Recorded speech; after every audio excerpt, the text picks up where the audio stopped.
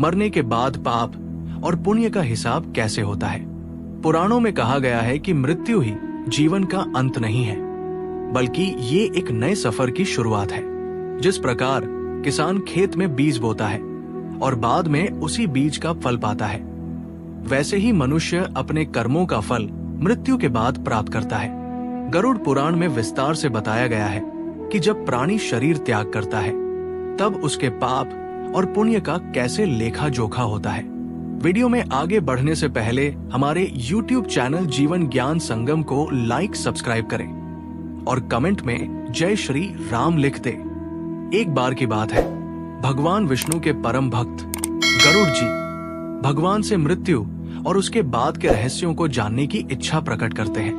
भगवान विष्णु मुस्कुराते हुए कहते हैं, गरुड़, तुमने बहुत उत्तम प्रश्न किया है। यही ज्ञान संसार के लोगों को सत्य मार्ग पर चलने की प्रेरणा देगा। भगवान विष्णु गरुड़ जी को कथा सुनाते हैं। ये कथा है राजा चित्रकेतु की। राजा चित्रकेतु एक धर्मप्रिय राजा थे, परंतु उन्हें जीवन मरण के रहस्यों की पूर्ण समझ नहीं थी। एक बार जब उनके दरबार में एक ज्ञानी ऋषि आए, तब राजा ने उनसे विनम्रता पूर्वक प्रश्न किया, भगवान, कृपा करके बताएं कि मनुष्य जब मर जाता है तब उसके पापुण्य का हिसाब कैसे होता है। क्या सच में यमराज के दूत उसे कहीं लेकर जाते हैं? ऋषि मुस्कुराए और बोले, राजन, ये अत्यंत रहस्यमयी किंतु सत्य कथा है जिसे गरुड़ पुराण में विस्तार से बताया गया है। सुनो। ऋषि ने कहना आरंभ किया, राजन, जब किसी प्राणी की मृत्यु होती है तो उसके शरीर से आत्मा निकल जाती है। आत्मा के निकलते ही यमराज के दूत, जो काले वर्ण के विकराल रूप वाले होते हैं, उस आत्मा के समीप आ जाते हैं। किंतु यदि वह पुण्यात्मा है तो दिव्य चमकते हुए देवदूत उसे लेने आते हैं। पापी आत्मा के चारों ओर अंधकार छा जाता है। वो बेचैन होती है, उसका शरीर भारी लगता है। वही पुण्यात्मा का हृदय हल्का होता है, उसे सुगंध आती है और दिव्य रथ उसे लेने आता है। यमदूत आत्मा को पकड़कर यमलोक की ओर ले जाते हैं। लेकिन ये यात्रा सीधी नहीं होती। ये यात्रा 48 दिनों तक चलती है, जिसे पितृयान कहा जाता है। इन 48 दिनों में आत्मा 16 नरक द्वारों से गुजरती है। राजा चित्रकेतु ने पूछा, मुनिवर, ये नरक द्वार क्या होते हैं? ऋषि ने उत्तर दिया, राजन, प्रत्येक नरक द्वार पाप और पुण्य की परख का स्थान है।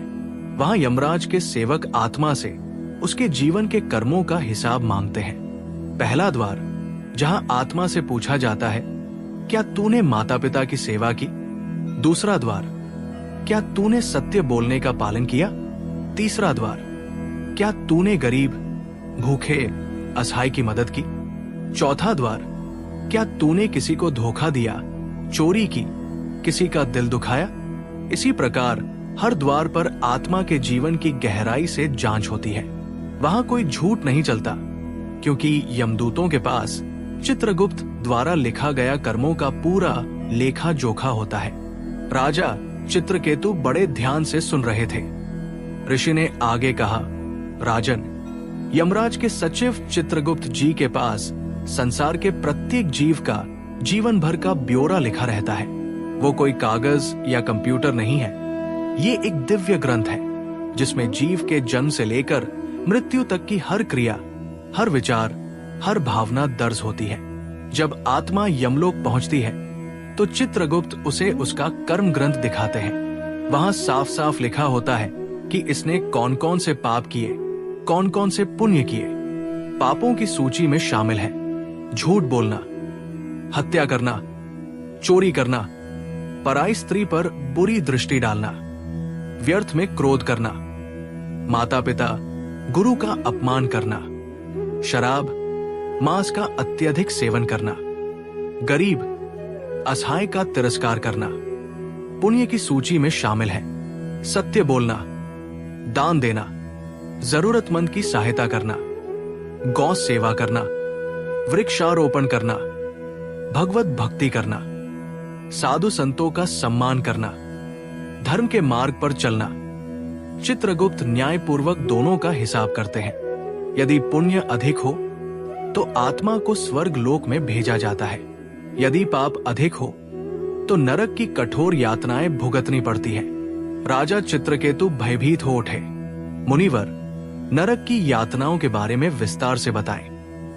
ऋषि बोले, राजन, नरक में आत्मा को उसके पापों के अनुसार दंड दिया जाता है। गरुड़ पुराण में अनेक नरकों का वर्णन है। तामिस्र नरक, जहां धोखा देने वालों को लोहे की जंजीरों में जकड़कर कोड़े मारे जाते हैं। अंधत मिस्र नरक, यहां पराई स्त्री के साथ संबंध बनाने वालों को अंधकार में पटक कर मारते हैं। रौरव नरक, यहां हिंसा करने वालों को जंगली जानवरों का रूप देकर उनसे कटवाया जाता है। कुंभीपाक नरक, यहां ब्राह्मण हत्या करने वालों को खौलते तेल में डाला जाता है। कालसूत्र नरक, झूठे विश्वासघाती लोगों को आग से जलती हुई जमीन पर चलाया जाता है।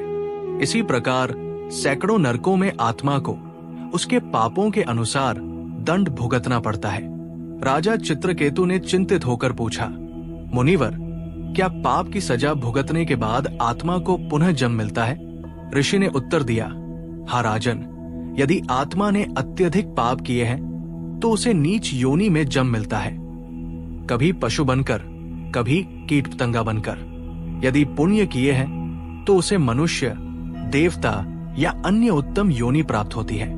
और यदि कोई भगवान की भक्ति, सेवा, धर्म का पालन कर अपने पापुण्य से परे उठ जाता है तो उसे मोक्ष प्राप्त होता है, जहां जन्म मरण का चक्र समाप्त हो जाता है।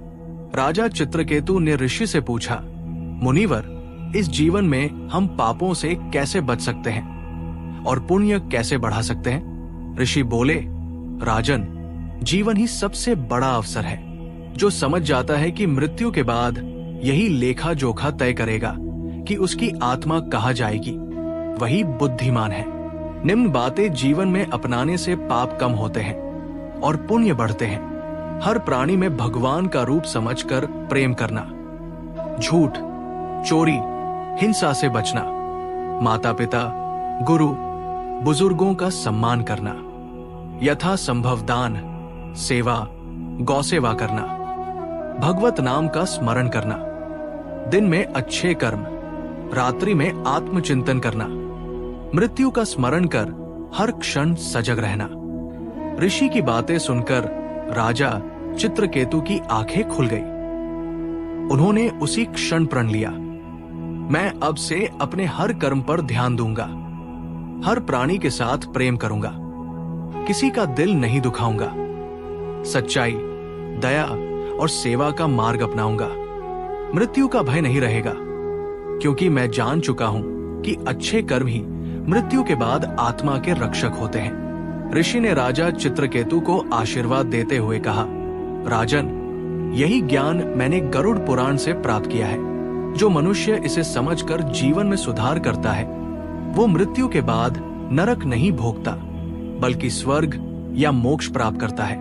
पाप और पुण्य का लेखा जोखा अवश्य होता है, इसलिए अपने जीवन को समझदारी से जीना ही सबसे बड़ी बुद्धिमानी है।